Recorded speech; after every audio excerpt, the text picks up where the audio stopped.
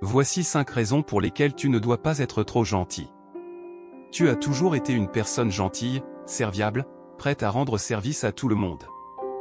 Mais as-tu déjà ressenti que les autres en profitaient? Que tu mettais tes propres besoins de côté? Que l'on te considérait comme faible? Si oui, alors cette vidéo va te révéler pourquoi être trop gentil peut être dangereux et comment trouver le bon équilibre pour ne plus te laisser marcher sur les pieds. Reste bien jusqu'à la fin, car nous allons voir ensemble une solution puissante pour transformer ta gentillesse en une force et non une faiblesse. Numéro 1, les gens profiteront de ta gentillesse. Lorsque tu es trop gentil, certaines personnes vont voir cela comme une opportunité pour abuser de toi. Elles savent que tu ne diras pas non, que tu veux faire plaisir, et elles en profitent sans scrupule. Peut-être que tu acceptes toujours de rendre service, même quand cela te met en difficulté. Exemple, un collègue qui te demande toujours de finir son travail à sa place, une connaissance qui t'emprunte de l'argent mais ne te le rend jamais. Ou encore des amis qui comptent sur toi pour organiser des événements mais ne prennent jamais l'initiative en retour. Si tu es constamment celui qui donne sans jamais recevoir, tu finiras par t'épuiser et ressentir de la frustration. La gentillesse devient alors un poids plutôt qu'une qualité. Apprends à dire non. Fixe des limites claires et ne laisse pas les autres abuser de ta gentillesse. Commence par identifier les moments où tu ressens un malaise en rendant service. Demande-toi si tu rends service par véritable envie ou par peur de décevoir. Progressivement, entraîne-toi à refuser poliment mais fermement. Prends conscience que dire non ne fait pas de toi une mauvaise personne. Au contraire, cela montre que tu respectes tes propres besoins. Un bon exercice est de pratiquer des réponses simples mais efficaces, comme « Je suis désolé, mais je ne peux pas cette fois-ci » ou « J'aimerais aider, mais j'ai d'autres priorités en ce moment ». Avec le temps, tu verras que les gens apprendront à respecter tes limites et que ceux qui abusaient de toi s'éloigneront naturellement. Numéro 2, tu négligeras tes propres besoins. En voulant toujours aider les autres, tu finis par oublier de prendre soin de toi. Tu donnes tout aux autres, mais qui te donne à toi? Exemple, tu es toujours disponible pour aider un ami à déménager, écouter les problèmes des autres, mais au final, quand tu as besoin d'aide, il n'y a personne. Tu sacrifies ton bien-être personnel et même ta santé mentale et physique pour satisfaire les attentes des autres. Avec le temps, ce déséquilibre peut mener à de la frustration, voire à du ressentiment. Tu risques de te sentir vidé, épuisé, et même perdu. C'est un cercle vicieux où plus tu donnes, moins tu reçois en retour. Mets-toi en priorité. Tu as le droit de dire aujourd'hui, je m'occupe de moi.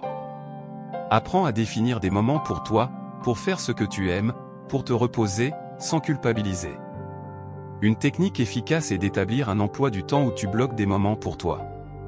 Peu importe ce que tu choisis de faire, que ce soit lire, faire du sport, ou juste ne rien faire, ces moments sont sacrés et non négociables. Fixe des limites et apprends à déléguer.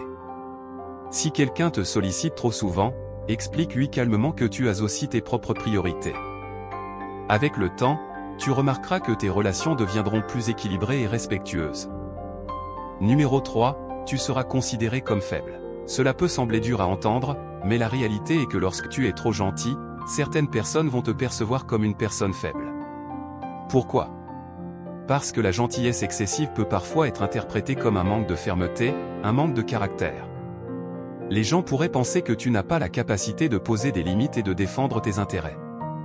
Imagine qu'un jour tu refuses poliment une demande, et la personne en face te dit quelque chose comme « Oh, je pensais que tu étais plus sympa que ça ». Ce genre de commentaire peut te faire douter de toi-même, mais il est aussi révélateur d'une perception erronée. La gentillesse n'est pas un signe de faiblesse, mais il est essentiel de savoir quand dire non et de poser des limites saines pour que les autres te respectent réellement. Numéro 4, tu seras vu comme une personne facilement manipulable. L'un des effets secondaires de la gentillesse excessive est que les gens peuvent commencer à te manipuler. Si tu ne sais pas dire non, si tu te plies toujours aux demandes des autres, tu risques de devenir une cible pour ceux qui savent exploiter cette gentillesse. Les manipulateurs savent repérer ce genre de comportement et vont en profiter pour obtenir ce qu'ils veulent, souvent à tes dépens. Peut-être que quelqu'un dans ton entourage pourrait te demander de faire quelque chose qui ne te convient pas, mais, comme tu es trop gentil, tu acceptes par peur de décevoir ou de paraître égoïste. Au fil du temps, tu vas réaliser que cette personne te demande toujours plus sans jamais t'offrir la même réciprocité. Tu te retrouves alors pris dans un jeu de manipulation émotionnelle qui te fait sentir obligé d'aider, même quand tu n'en as pas envie. 5. Tu perdras ton identité. Et la dernière raison, mais non la moindre, c'est que, si tu es constamment trop gentil, tu risques de perdre ton identité. Tu vas te fondre dans ce rôle de personne toujours disponible et serviable, au point de ne plus savoir ce que tu veux vraiment dans la vie. Ton bonheur dépendra des attentes des autres, et tu seras constamment dans l'optique de leur faire plaisir, oubliant ce qui est essentiel pour toi. Tu t'es déjà retrouvé à accepter des invitations ou des projets juste pour faire plaisir à quelqu'un, même si ça ne t'intéressait pas vraiment? C'est un signe que tu commences à te perdre. La gentillesse, bien que positive, ne doit jamais prendre le dessus sur ta propre identité. Tu dois apprendre à connaître tes besoins, tes envies et ta vision de la vie, et ne jamais sacrifier cela pour être apprécié des autres. Alors voilà, tu as découvert les 5 raisons principales pour lesquelles être trop gentil peut te nuire. Maintenant, tu te demandes peut-être, alors, comment faire? La solution réside dans l'équilibre. Il est important d'être bienveillant, mais aussi de savoir poser des limites, de respecter tes besoins et de ne pas avoir peur de dire non. Cela ne fait pas de toi une mauvaise personne, bien au contraire. Cela fait de toi une personne qui se respecte et qui attire le respect.